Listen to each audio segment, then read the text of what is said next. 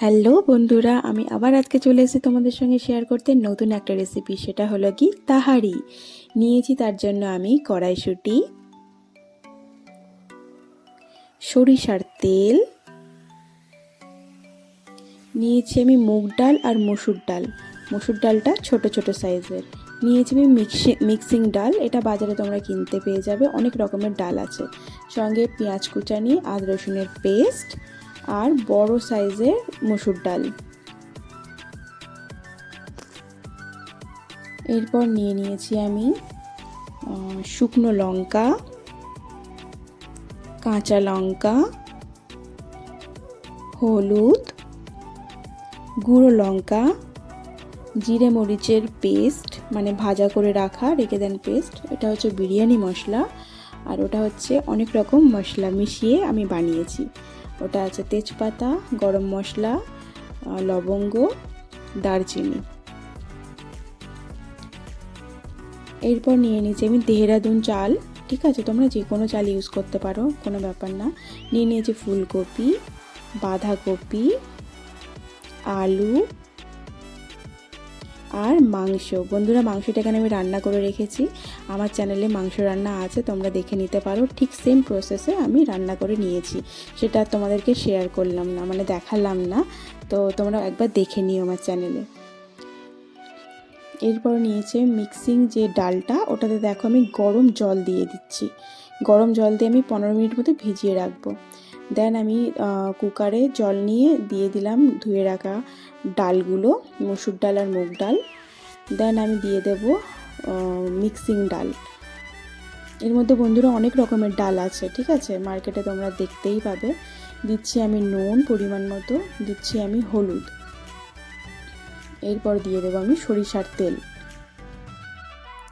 দেন দিয়ে আমি বন্ধুরা 4 থেকে 5টা সিটি দিয়ে নিয়েছি, কারণ যে মিক্সিং ডালটা ছিল ওটা গলতে একটু টাইম লাগে, যার জন্য 4-5টা সিটি দিয়ে নিয়েছি।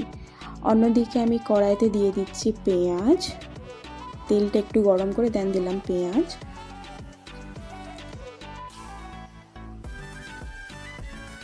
এরপর দিলাম তেজপাতা, লবঙ্গ,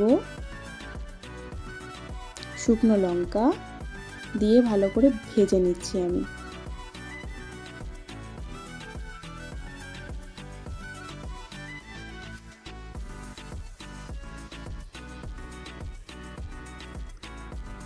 এরপর বন্ধুরা আমি আদা রসুনের পেস্ট দিয়ে দিচ্ছি।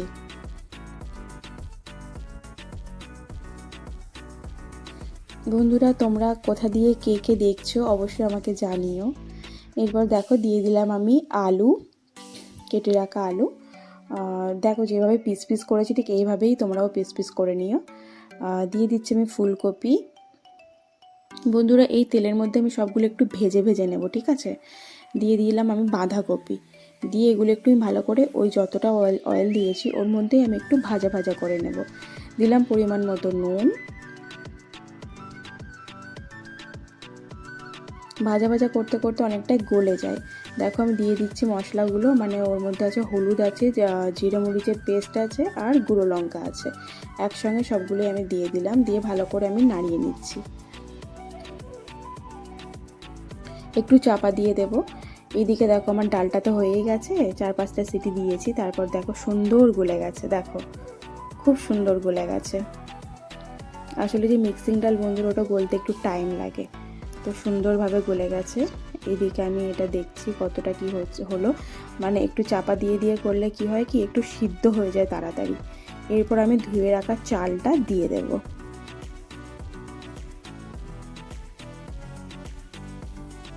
আসলে বন্ধুরা, দেহরাদুন চাল তোমরা জানোই, বিরিয়ানির চাল স্পেশালি, তো এই চাল না সিদ্ধ হতে বেশি টাইম লাগে না, যার জন্য আমি সবজিটা একটু সিদ্ধ সিদ্ধ করে নিয়েছি, মানে চাপা দিয়ে দিয়ে একটু সিদ্ধ করে নিয়েছি।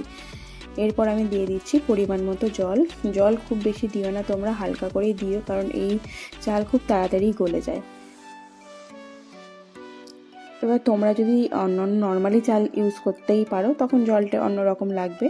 দেখো এর উপরে আমি দিয়ে দিয়েছি কেটে রাখা কাঁচা লঙ্কা আর দিয়েছি কড়াইশুঁটি।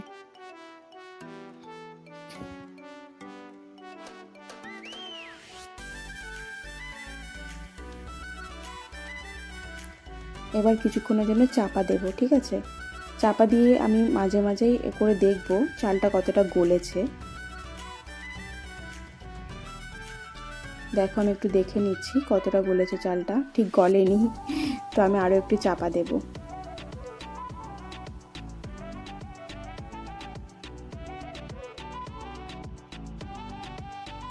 দেন বন্ধুরা আমি দিয়ে দিচ্ছি ডালগুলো, ঠিক আছে?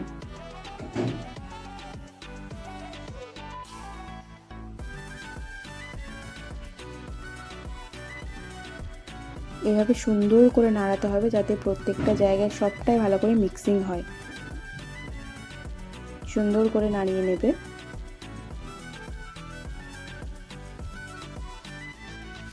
এবার আমি দিয়ে দেবো অল্প করে জল।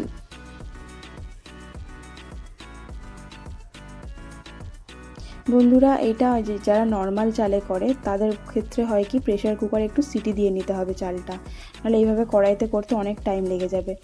দেখো বন্ধুরা এরপর আমি মাংসটা ফুল মিক্সিং করে দেবো। দেখো মাংসটাও সুন্দর হয়েছে, কালার দেখে তোমরা বুঝতেই পারছো। মাংসটা এবার আমি লাস্টে ফুল মিক্সিং করব।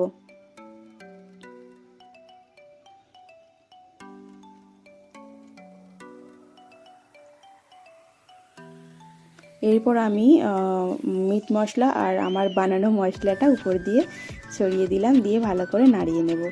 বন্ধুরা ওটা আমি স্পেশালি বানিয়েছি, তোমরা যদি জানতে চাও যে কি কি দেওয়া আছে ওর মধ্যে অবশ্যই আমাকে কমেন্টে জানিও, আমি জানিয়ে দেবো কি কি দিয়ে আমি মশলাটা বানিয়েছি। খুব সুন্দর হয়েছে মশলাটা। বন্ধুরা উপর দিয়ে আমি এবার ঘি ছড়িয়ে দেবো। ঘি দিলে ঘিয়ে মানে খুব স্মেলটা খুব সুন্দর আসে, আর সঙ্গে ভাতটা না ছাড়া ছাড়া লাগে, খুবই সুন্দর হয়। তো ঘিটা একদম স্কিপ করো না, আমার তো ঘি খুবই ভালো লাগে, আর ঘিটা অবশ্যই তোমরা দিও। দেখো একদম ডান হয়ে গেছে আমার তাহারি। দেখো বন্ধুরা একদম পুরোপুরি রেডি, খাওয়ার জন্য একদম ফুল রেডি। দেখে তোমরা বুঝতেই পারছো খুবই সুন্দর হয়েছে তাহারিটা। তোমরা অবশ্যই একবার আমার মতো করে বানিয়ে খেয়ে আমাকে অবশ্যই জানিও যে তোমাদের কেমন লেগেছে। তো আমি একটু সার্ভ করছি। আমাদের বাড়ির আর কি বড় বাবু একটু টেস্ট করে বলবে যে কেমন হয়েছে। তোমরা অবশ্যই এরকম করে বানিয়ে খেয়ে আমাকে জানিও। সত্যি বলতে এইরকম তাহারি যদি তুমি খাও না, মনে হবে যে বিরিয়ানিও ফিকা, বিরিয়ানিও খেতে ইচ্ছা করবে না। সত্যি কথা, এতটাই সুন্দর। তোমরা দেখে বুঝতেই পারছো খুবই সুন্দর হয়েছে।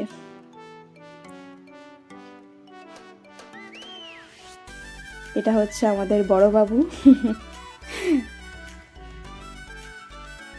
তো বন্ধুরা ভিডিওটা তোমাদের কেমন লেগেছে অবশ্যই আমাকে জানিও কমেন্টে, আর তোমরাও ঠিক এইভাবে করে খেয়ে একবার আমাকে জানিও তোমাদের অ্যাকচুয়ালি কেমন লেগেছে।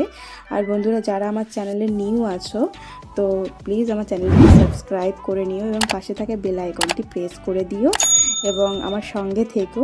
তোমরা যদি আমার সঙ্গে থাকো অবশ্যই এরকম অনেক অনেক নতুন নতুন রেসিপি তোমাদের সঙ্গে শেয়ার করব।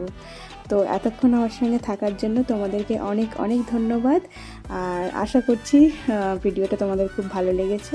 আর যদি ভালো লেগে থাকে বন্ধুরা একটা লাইক, কমেন্ট আর শেয়ার করে আমার পাশে থেকো। আর এতক্ষণ আমার ভিডিওটা দেখার জন্য থ্যাংক ইউ সো মাচ। সবাইকে অনেক অনেক ধন্যবাদ। টাটা।